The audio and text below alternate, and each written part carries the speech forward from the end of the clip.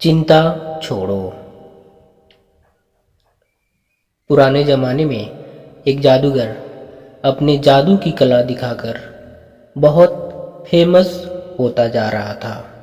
कई बड़े बड़े लोग उसे अपने यहाँ बुलाते, जादू दिखाने के लिए कहते, और जब वह जादू दिखाता तो खुश होकर उसे छोटा मोटा इनाम देते।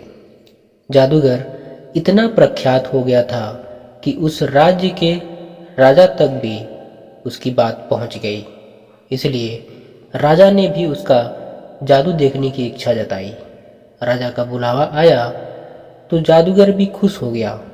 उसने सोचा, अपनी ज़िंदगी का सबसे बड़ा इनाम पाने का ये अच्छा मौका है। कोई ऐसा जादू दिखाऊंगा कि राजा उससे खुश होकर बहुत बड़ा इनाम दे दे। जादूगर राजा के दरबार में पहुंचा। तब तक उसने सोचा नहीं था कि वह क्या जादू दिखाएगा।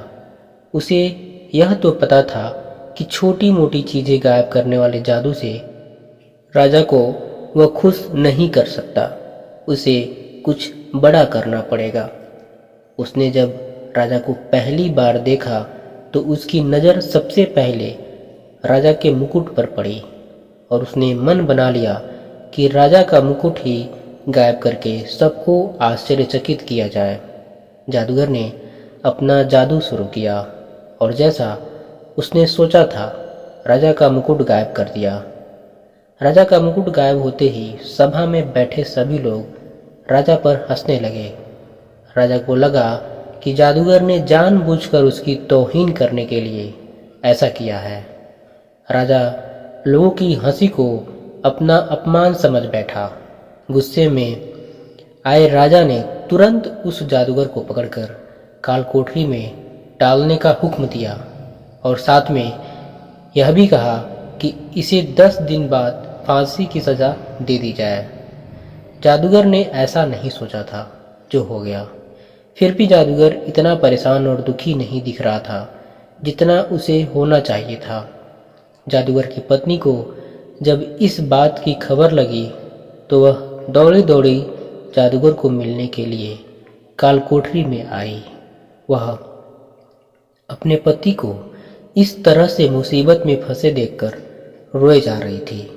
जादूगर ने उसे समझाया कि चिंता मत करो और खुश रहो। पत्नी को लगा कि मौत की सज़ा सुनकर जादूगर को सदमा लगा होगा, इसलिए ऐसी बहकी बहकी बातें कर रहा है। पत्नी बोली, आप ऐसे समय में भी कैसे खुश रहने की बात कर सकते हो? जादूगर पत्नी से बोला, अभी से क्यों दुखी होना, अभी मेरे पास 10 दिन बचे हैं, बाद में देखेंगे जो होना होगा। जादूगर की पत्नी रोज उसे मिलने आती और जादूगर उसे खुश रहने के लिए कहता और कहता कि अभी इतने दिन बचे हैं। आखिरकार वह दिन आ गया जिस दिन जादूगर को फांसी देनी थी। राजा भी उस दिन अपने घोड़े पर सवार होकर जादूगर को देखने के लिए आया था। राजा को घोड़े पर देखकर जादूगर के दिमाग में एक आइडिया आया। वह राजा को देखते ही उदास होने का नाटक करने लगा और रोने लगा। राजा ने उसे कहा कि क्यों उस दिन तो मेरी बेइज्जती करके हंस रहे थे और लोगों को भी हंसा रहे थे, आज क्यों रो रहे हो?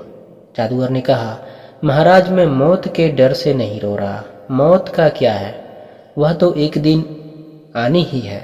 मैं तो इसलिए रो रहा हूँ कि मेरे इतने सालों की मेहनत जिससे मैं अपने घोड़े को उड़ना सिखा रहा था, सिर्फ 2 साल की वजह से बर्बाद हो जाएगी। अगर मेरे पास 2 साल होता तो मैं अपने घोड़े को उड़ाने में कामयाब हो जाता।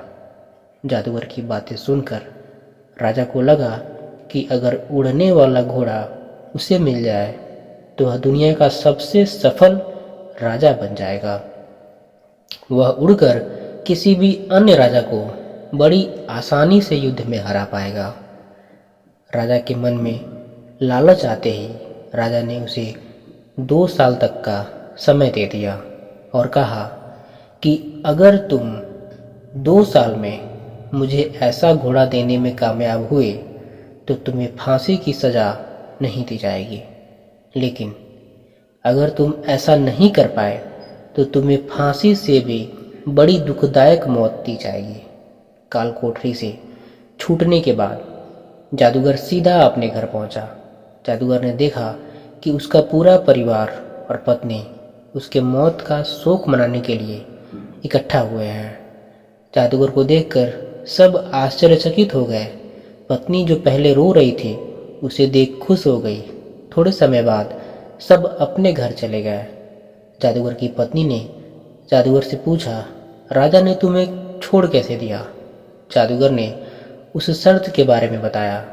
इसमें जादूगर को एक उड़ता हुआ घोड़ा राजा को 2 साल के भीतर देना था।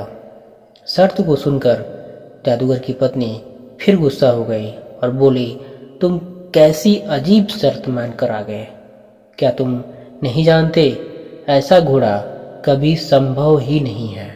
जादूगर बोला, मुझे पता है उड़ने वाला घोड़ा मैं कभी नहीं राजा को दे पाऊंगा, लेकिन मुझे जो 2 वर्ष का समय मिला है मैं उसे खुशी खुशी तो जी पाऊंगा। अब तुम भी चिंता छोड़ो और खुश रहो। 8 महीने ही बीते थे कि राजा और उसका घोड़ा दोनों ही मर चुके थे। राजा ही नहीं रहा तो जादूगर को दी गई मोहलत जो 2 वर्ष की थी अब जीवन भर की हो गई।